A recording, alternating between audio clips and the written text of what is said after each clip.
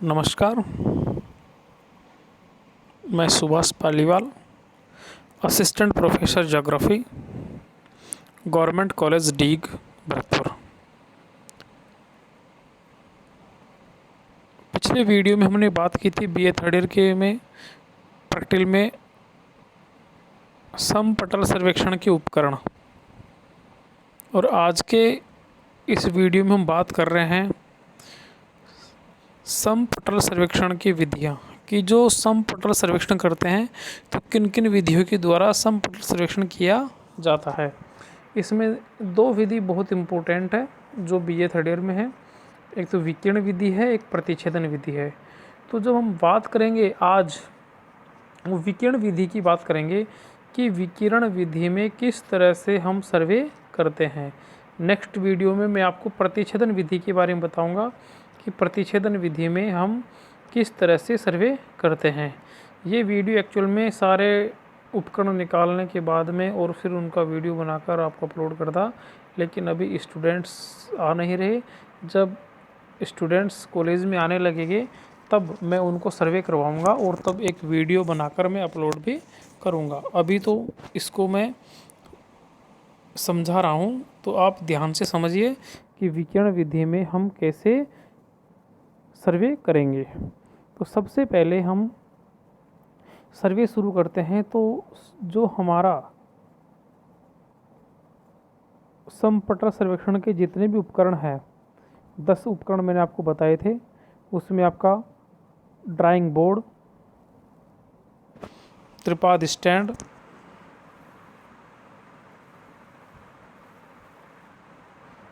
Elided, trough compass, spirit level, साउल पिंड और चिमटा, फीता और जरीब, तीर, ड्राइंग सीट, ड्राइंग के पिन और सर्वे दंड, ये लेकर हम ग्राउंड में पहुंच जाएंगे। अब हमें ग्राउंड में पहुंचने के बाद में यह देखना है कि हमें सर्वे कहाँ करना है। जहाँ भी हमें सर्वे करना है वहाँ पर ये सारे उपकरण एक जगह रख दीजिए। और सबसे पहले ऐसा स्थान, विकिरण विधि के लिए ऐसा स्थान चयन करेंगे मध्य में कि जहाँ से हमें सारे ऑब्जेक्ट दिखाई दे सके। ऑब्जेक्ट को हम देख लेंगे हमें कौन कौन से ऑब्जेक्ट लेना है। सबसे पहले हम त्रिपाद स्टैंड लगाएंगे। त्रिपाद स्टैंड के ऊपर ड्राइंग बोर्ड कसेंगे। त्रिपाद स्टैंड के ऊपर ड्राइंग बोर्ड सेट करने के बाद में सबसे पहला कार्य होगा कि त्रिपाद स्टैंड के ऊपर हम ड्राइंग सीट लगाएंगे। और ड्राइंग सीट लगाएंगे, ड्राइंग पिन की सहायता से ड्राइंग पिन उस पर चुबो देंगे और ड्राइंग सीट उस पर लग जाएगी। ड्राइंग सीट उस पर लग गई। सबसे पहले हमने क्या किया, त्रिपाद स्टैंड बिछाया, उसके ऊपर ड्राइंग बोर्ड कसा, टेबल तैयार हो गई, ड्राइंग सीट लगाई। सीट लगाने के बाद सबसे पहले हम उसको करेंगे समतल करेंगे और प्लेन करेंगे, समतल करेंगे, लेवलिंग करेंगे। और लेवलिंग करने के लिए हमें क्या काम लेना है, स्पिरिट लेवल। क्या काम लेंगे, स्पिरिट लेवल। सबसे पहले मध्य में रखेंगे। मध्य में अगर हमारा लेवल सही है तो फिर चारों कोनों पर देख लेंगे, और जहाँ भी लेवल गड़बड़ है उसी तरफ की जो 3 टांगे हैं उन टांगों के ऊपर नीचे करके, है ना, लेवलिंग सेट कर लेंगे। लेवल सेट करने के बाद में दूसरा काम हमारा आएगा, हम उत्तर दिशा का निर्धारण करेंगे। तो जब भी हम काम करेंगे तो हमारे फ्रंट के ऊपर दाहिनी साइड में कॉर्नर पे टर्फ कंपास रखेंगे, क्योंकि आपको पता है कि उत्तर दिशा निर्धारण के लिए क्या काम होता है, टर्फ कंपास। तो टर्फ कंपास रखने के बाद में हम स्क्रू को नीचे से ढीला कर लेंगे ड्राइंग बोर्ड के को, और धीरे धीरे धीरे धीरे टेबल को घुमाएंगे।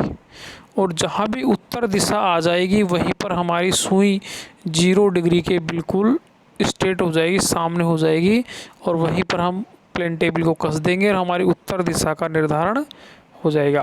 पहला काम लेवलिंग का, दूसरा काम नॉर्थ का, और तीसरा काम सेंटर का। हमने कागज़ पर ड्राइंग शीट पर तो सेंटर ले लेंगे, लेकिन वो सेंटर नीचे कहाँ होगा वो हम किसकी सहायता से लेंगे, साउल पिंड और चिमटे की सहायता से।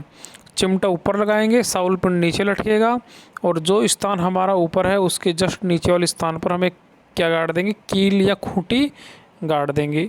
अब हम ऑब्जेक्ट देखेंगे। ऑब्जेक्ट देखने के लिए क्या करेंगे, ऊपर जो हमने स्टेशन लिया था, ए स्टेशन सेंटर लिया था, वहाँ पर आलपिन लगाएंगे और वहाँ पर आलपिन को सटाकर कार्यकारी किनारा एलिडेड, ऑब्जेक्ट देखने के लिए क्या काम आएगा, एलिडेड आएगा काम में। तो एलिडेड का जो आई होल है, जो आई वेन्यू है, जो दृश्य फलक और है वो हमारे सामने होना चाहिए और लक्ष्य फलक होना चाहिए लक्ष्य की तरफ। जिसमें 3 छिद्र है वो फलक हमारे आँख की ओर होना चाहिए और जो टारगेट वाला है वो उधर होना चाहिए। फिर हम क्या करेंगे, एक एक लक्ष्य को करके देखते जाएंगे और फीते से फिर उस लक्ष्य की दूरी मापेंगे। ऐसे मैंने मान लीजिए कि हमारे स्टेशन से और हमने पेड़ देखा, पेड़ की दूरी है 15 मीटर है। कितनी है, 15 मीटर। तो हम उसको 15 मीटर पेंसिल से लिख लेंगे। अब हम RF देखेंगे, हमारा RF कितना है, मान लीजिए RF हमारा 100 है, तो 15 मीटर को 15 सेंटीमीटर के द्वारा दर्शा देंगे। वो मैंने मापक में आपको वीडियो अपलोड किया, उस समय बताया था कि किस तरह से हम RF के द्वारा दूरी निकालते हैं। इस तरह से सारे ऑब्जेक्ट देख लेंगे।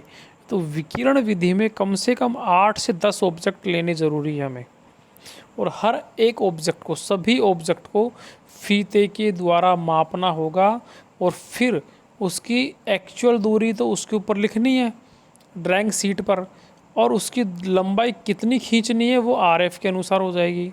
सपोज़ करो RF हमारा 1:100 है, तो किसी पेड़ की लंबाई 15 मीटर है तो 15 सेंटीमीटर की रेखा खींचेंगे, किसी की 30 मीटर है तो 30 सेंटीमीटर खींचेंगे, किसी की 12.5 मीटर है तो 12.5 सेंटीमीटर खींचेंगे।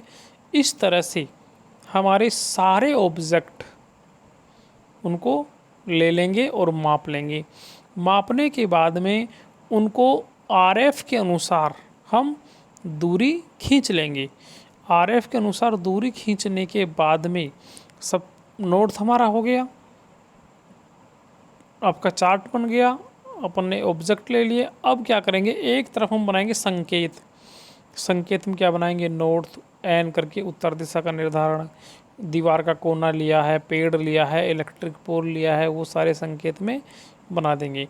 और संकेत बनाने के बाद में राइट हैंड पर हम क्या करेंगे, नीचे बॉटम में मापक बनाएंगे जो हमें सर्वे में मापक मिला हुआ है। वो 1:100 हो सकता है, 1:50 हो सकता है, 1:150 हो सकता है, 1:200 हो सकता है। जो भी मापक मिला है उसका RF हमें मिला है, उसको क्या करेंगे, हम मापक, सरल मापक बनाकर वहाँ प्रदर्शित करेंगे। उस सरल मापक बनाने के मैंने 4-5 वीडियो अपलोड कर चुका हूँ मैं फर्स्ट ईयर वालों के लिए, तो वो थर्ड ईयर वालों आप भी देख सकते हैं। उसमें आपको मिल जाएगा कि हम सरल मापक कैसे बनाएंगे। इस तरह से विशेष रूप से जब हम फीते से दूरी मापते हैं तो उसमें यह ध्यान रखना आवश्यक होता है कि जो फीता है वो तो फीते को पकड़कर, मेन फीता तो उसके हाथ में होना चाहिए जो ड्राइंग बोर्ड के नीचे बैठा है मापने के लिए, और फीता पकड़कर वो जाएगा जो दूसरा व्यक्ति, जिससे कि बोलने में हमें कोई दिक्कतें नहीं हो। यानी कि वो कहीं 17 और यहाँ सुने 15, ऐसी नौबत नहीं आएगी, क्योंकि फीता उसके हाथ में होगा तो दूरी वो पढ़ लेगा कि कितने सेंटीमीटर, कितने मीटर है, कितने फीट है, कितने गज है, यानी उसकी ऑब्जेक्ट की दूरी क्या है। इस तरह से हम विकिरण विधि में सारे ऑब्जेक्ट देख लेते हैं। सभी ऑब्जेक्ट की दूरी मापना आवश्यक है। तो विकिरण विधि है उसमें एक ही स्टेशन होता है, केवल एक स्टेशन। उसमें प्रत्येक लक्ष्य को मापा जाता है और छोटे छोटे क्षेत्रों के लिए